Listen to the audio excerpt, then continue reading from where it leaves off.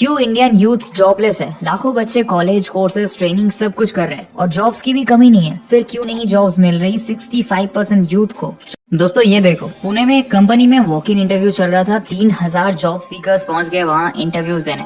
अब देख सकते हो एक जूनियर डेवलपर की जॉब पोजीशन के लिए 3000 लोग इंटरव्यू देने चले गए। और वही टीसीएस ने अपने लेटेस्ट इस ट्वीट में लिखा है कि उनके पास 80,000 जॉब ओपनिंग्स पड़ी है, बट स्किल गैप की वजह से इतनी सारी वैकेंसीज खाली पड़ी है। सो एक तरफ जहां इंटरनेशनल लेबर ऑर्गेनाइजेशन ने 2024 की लेटेस्ट रिपोर्ट में बताया कि 2022 तक इंडिया की 65.7% यूथ अनएम्प्लॉयड है, वही टीसीएस जैसी बड़ी बड़ी कंपनीज भी स्ट्रगल कर रही है एम्प्लॉयज के लिए। ये जो गैप है इसके बारे में कोई बात ही नहीं कर रहा है और इस प्रॉब्लम की जड़ क्या है उसकी भी चर्चा नहीं हो रही है। 24 साल पहले साल 2000 में भारत के सिर्फ 35% लोग बेरोजगार थे। आप सोचो, इसका सबसे बड़ा रीजन है अनएम्प्लॉयबिलिटी। हमारी यूथ जॉब्स पाने के लिए तैयार या कह सकते हो काबिल नहीं बन पा रही है। इंडिया दुनिया की लार्जेस्ट पॉपुलेशन बन चुका है एंड जल्द ही हम दुनिया का यंगेस्ट नेशन बनने वाले हैं। हम वर्ल्ड को लीड करने के रास्ते पर हैं क्योंकि हमारी आधे से ज्यादा पॉपुलेशन अभी 25 साल से यंग है। सो अगले कुछ सालों में इसी यंग पॉपुलेशन का यूज करके हम भी सुपर पावर बन सकते हैं। आप गूगल पर पढ़ लो, आपको यही सब देखने मिलेगा। चाइना के साथ भी 1980s में यही हुआ था। वो लोग बहुत प्रॉब्लम्स और गरीबी फेस कर रहे थे, पर उनके पास भी पॉपुलेशन की पावर थी। उन्होंने अपनी यूथ और चीप लेबर का यूज करके तेज स्पीड पकड़ी और आज चाइना की इकोनॉमी आप जानते ही हो, सेकंड लार्जेस्ट है। इंडिया की पॉपुलेशन हाईएस्ट हो गई है, यूथ बहुत है और साथ ही हम वर्ल्ड की 5th नंबर की इकोनॉमी में आ गए हैं। तो ग्रेजुएशन डिग्री वाले लोगों में से भी 80% अनएम्प्लॉयड है। इंडिया की इस बड़ी सी बेरोजगार पॉपुलेशन में 83% लोग बहुत यंग है यार, 34 से भी कम उम्र के। तो पूरी दुनिया की नजर इंडिया पर तो है, बट सच्चाई क्या है? तो अब समझते हैं कि ये सब हो क्या रहा है और इस सब से हमें क्या समझ आता है। सारी ग्राउंड रियलिटीज क्या है, रियल फैक्ट्स, रियल प्रॉब्लम्स, और लास्ट में हम हमारी तरफ से क्या कर सकते हैं कि हम भी इंडिया की आधे से ज्यादा यूथ की तरह अनएम्प्लॉयबल ना रह जाए। अब देखो, बात अगर एजुकेशन की है तो इंडिया में 1 करोड़ बच्चे हर साल ग्रेजुएशन कंप्लीट कर रहे हैं, जो कि बढ़िया लगता है सुनने में, बट यार रियलिटी है कि इनमें से आधे से बच्चे किसी भी तरह की जॉब पाने लायक नहीं बन पा रहे। तो हम जो सुनते हैं कि यार अनएम्प्लॉयमेंट बढ़ गई है, एक्चुअली वो अनएम्प्लॉयबिलिटी है। अनएम्प्लॉयमेंट आप तब बोलोगे कि यार हमारे पास तो स्किल है बट हमें जॉब अच्छी नहीं मिल रही है। अनएम्प्लॉयबिलिटी यानी कि जॉब्स तो अवेलेबल है बट कैंडिडेट्स के पास वो स्किल्स नहीं है कि उन्हें नौकरी दी जाए। और आप सोचो, ये मैं पूरे देश की बात कर रहा हूँ, अर्बन सेमी अर्बन सब मिलाकर। अगर सिर्फ ग्रामीण भारत की बात करें तो वहाँ बच्चों को ऐसी कोई ट्रेनिंग ही नहीं मिल रही जिससे कि वो किसी भी नौकरी का काम कर पाए। मतलब 80% स्टूडेंट्स को कोई काम आने वाली, नौकरी दिलाने वाली स्किल्स नहीं मिल रही। 2 से 3 साल कोरोना वायरस की वजह से हम खुश तो बहुत हो गए कि घर बैठे डिग्री मिल गई ऑनलाइन, लेकिन क्या स्किल्स आई, क्या नया सीखा, क्या प्रोग्रेस हुई? अब वही बच्चे जॉब्स के लिए भटक रहे। अभी आप नीट 2024 की खबरें तो पढ़ ही रहे हो। बच्चे सालों प्रिपेयर करते हैं, ड्रॉप लेते हैं, मेहनत करते हैं, ऐसी बड़ी बड़ी एग्जाम्स के भी पेपर्स लीक हो जाते हैं। अब कह रहे हैं रीटेस्ट लिया जाएगा। टाइम, मनी, मेंटल स्टेट सब कुछ हिल जाता है यूथ का। और ये मत सोचो कि बस अंडर ग्रेजुएट लेवल पर दिक्कत है। सब यही सोचते हैं ना कि एमबीए बोले तो लाइफ सॉर्टेड, एमबीए करके लाइफ सेट हो जाएगी, पैसा ही पैसा होगा। 95% एमबीए वालों को भी आउटडेटेड नॉलेज और स्किल्स की वजह से जॉब नहीं मिल रही है। बिट्स पिलानी और आईआईएम वाले भी अपने एल्यूमनी के हेल्प मांग रहे हैं प्लेसमेंट्स के लिए। तो सोचो दूसरे कॉलेजेस में कितने प्रॉब्लम है। प्रोफेसर्स खुद तो कभी इंडस्ट्री में काम किए नहीं, करिकुलम में लेटेस्ट स्किल्स एंड ट्रेंड सिखाए ही नहीं जा रहे, कोई लेटेस्ट टेक्नोलॉजी नहीं सिखा रहे। इंडस्ट्री में जाकर बच्चा कैसे मार्केटिंग देखेगा, बजट, स्ट्रेटेजी, ये सब। डेटा और टेक्नोलॉजी इतना आगे बढ़ गई है कि अनएम्प्लॉयबिलिटी का एकदम करेक्ट डेटा सामने आने लगा है। टेक्नोलॉजी हर 10 साल में कई लेवल्स ऊपर जंप कर जा रही है। इतनी स्पीड पहले कभी देखी नहीं है दुनिया ने। और एजुकेशन सिस्टम वही सालों पुराना है, स्पीड मैच नहीं हो पा रहा है। स्किल डेवलपमेंट और ट्रेनिंग के तरीके इस टेक्नोलॉजी एरा में नाकाम साबित हो रहे हैं। लोगों के पास स्किल्स होना तो छोड़ो, कौन सी स्किल्स इंपॉर्टेंट है, क्या स्किल्स है, इसके बारे में आइडिया ही नहीं है। अब यार इंजीनियरिंग वालों को टेक स्किल्स के बारे में तो पता होना चाहिए ना, लेकिन बिल्कुल नॉलेज ही नहीं है। जैसे तैसे नौकरी मिल जाती है तो कुछ और ही काम करवाते हैं, कुछ सीख नहीं रहे। बहुत जोक सुना है ना, इंजीनियरिंग बिना पढ़े, एग्जाम के 1 दिन पहले पढ़ के पास हो गई। इंजीनियरिंग वाले 4 साल मस्ती की लाइफ जीते हैं, रट्टा मार के ऑलमोस्ट पास नंबर लाकर डिग्री तो आ गई,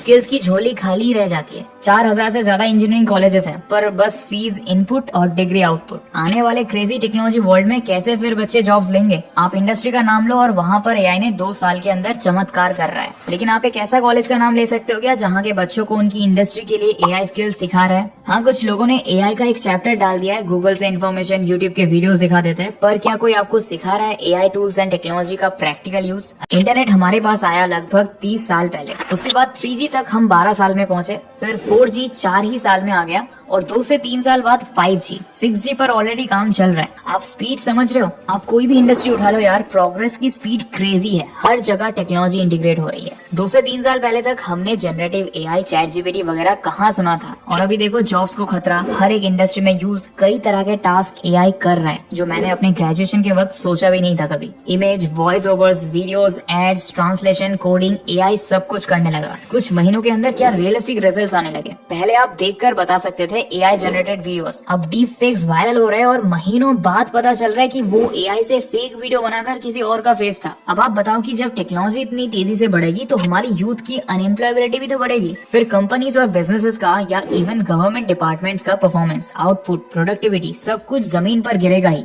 और अल्टीमेटली हमारी इकोनॉमी, हमारी GDP सब कुछ क्रैश होगी। इतनी जो गूगल, Amazon, माइक्रोसॉफ्ट और हजारों MNCs इंडिया में हैं, वो भी चली जाएंगी ना। उनको चाहिए चीप और skilled labour, but skills develop कर ही नहीं पाए तो क्या, हजारों लाखों जॉब्स और चले जाएंगी, फिर कंपटीशन भी बढ़ता ही जाएगा। पर आपको इससे क्या लेना देना? लेना देना ये कि भाई बेरोजगारी का प्रॉब्लम है, नौकरी मिलेगी भी तो कैसी, ग्रोथ का क्या, सैलरी का क्या, और आप यूथ हो, आपकी रिस्पॉन्सिबिलिटीज बढ़ती जाएंगी, फैमिली के लिए भी। आपकी लिविंग कंडीशंस, आपका फाइनेंशियल स्टैंडिंग सब कुछ डगमगाने का डर है। जब पूरी कंट्री सफर करेगी तो इन्फ्लेमेशन, महंगाई, क्राइम सब कुछ आपको ही तो अफेक्ट करेगा ना डायरेक्टली, एक कॉमन मैन को। देखो सर्विस सेक्टर ना इंडिया में बहुत बड़े साइज का है। 1980 से ये जर्नी शुरू हुई। 1990s में सर्विस सेक्टर ने बहुत स्पीड पकड़ी इकोनॉमिक रिफॉर्म की वजह से, क्योंकि उस वक्त इंडिया बहुत बड़े क्राइसिस से गुजर रही थी। इस वक्त ग्लोबलाइजेशन, लिबरलाइजेशन वगैरह की हेल्प से गवर्नमेंट ने काफी कुछ एफर्ट्स लिए। इसमें मैन्युफैक्चरिंग सेक्टर अकेला GDP में 17% कंट्रीब्यूट करता है। अभी 2 करोड़ से ज्यादा लोग इस सेक्टर में काम करते हैं। बड़ी बड़ी कंपनीज फैक्ट्री खोल रही है अपनी।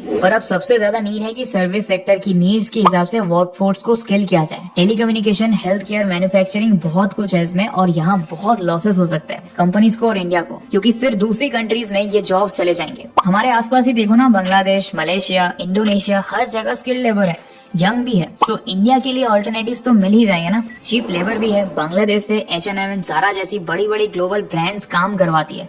टेक्सटाइल इंडस्ट्री वहाँ क्रेजी स्प्रेड हो रही है। फिलीपींस में भी बड़े बड़े इन्वेस्टमेंट्स किए जा रहे हैं। अब यहाँ गवर्नमेंट का भी काफी रोल है। स्किल इंडिया इनिशिएटिव बढ़िया प्रयास था। 1 करोड़ लोग ट्रेन हुए, 20 से 25 लाख को नौकरी भी मिली। लेकिन यार ये इनिशिएटिव स्मॉल बिजनेसेस के हिसाब से, MNCs एंड बड़ी कंपनीज के लिए स्किल सीखने के लिए budgets and training and development सब कुछ इंक्रीज करना होगा। प्राइवेट फर्म्स एंड MNCs के साथ कोलैबोरेट करके ट्रेन करना पड़ेगा यूथ को। बट देखो हमारे एंड पर हम क्या कर सकते हैं यार, बहुत सिंपल बेसिक चीजें बताऊंगा पर बहुत वैल्यूएबल लेसन है। बेसिक कंप्यूटर लिटरेसी होनी चाहिए आपके पास। 40% यूथ के पास भी नहीं है आज। बेसिक स्किल सीखो। आपके पास इंटरनेट का पावर है, आपकी इंडस्ट्री के साथ टच में रहो, जैसा मैं हमेशा कहता हूँ। लिंक्डइन जैसे प्लेटफॉर्म्स यूज करो, अपने काम का कंटेंट और सही लोगों को फॉलो करो। कौन से इन्फ्लुएंसर से इन्फ्लुएंस होना है आपके हाथ में। कौन सी स्किल्स इंडस्ट्री एक्सपेक्ट कर रही है, कंपनीज में आपके काम की जॉब प्रोफाइल्स क्या है, उसके लिए क्या क्या सीखना है, ये सब रिसर्च तो करनी ही चाहिए। सुनने में अजीब लगेगा पर आपके पास जो भी लिमिटेड पैसा है उसका यूज अपने फ्यूचर के लिए करो। इंटरनेट रिचार्ज को रात भर रील्स देखनी है या स्किल सीखनी है, पॉकेट मनी दोस्तों के साथ उड़ानी है या सेव करके कोई अच्छा कोर्स करना है, कॉलेज अटेंडेंस और डिग्री के लिए करना है या बेसिक्स एंड सारा पॉसिबल नॉलेज बटोरना है, बंक करके घूमने जाना है या उस टाइम को अपनी personality and soft skills improve करने में लगाना है। कंपनीज में इन स्किल्स वाले एम्प्लॉयज की बहुत डिमांड है। सो दोस्तों ये था आज का वीडियो जहां हमने इंडियन यूथ के लिए वो सब important facts, information, challenges, truths and advice share किया जो आपको पता होना चाहिए, क्योंकि अनएम्प्लॉयबिलिटी कोई छोटी मोटी प्रॉब्लम नहीं है, आप समझ ही गए होंगे अब तक। इसलिए आपको अवेयर रहना है और अपनी प्रोफेशनल एंड सॉफ्ट स्किल्स सब कुछ डेवलप करनी है। अपने करियर को सीरियसली लेना स्टार्ट करना ही होगा, वरना जिस स्पीड में टेक्नोलॉजी जा रही है पीछे रह जाना काफी आसान है। मैं आपसे मिलता हूँ ऐसे एक और इन्फॉर्मेटिव वीडियो में, तब तक के लिए bye and thanks for watching.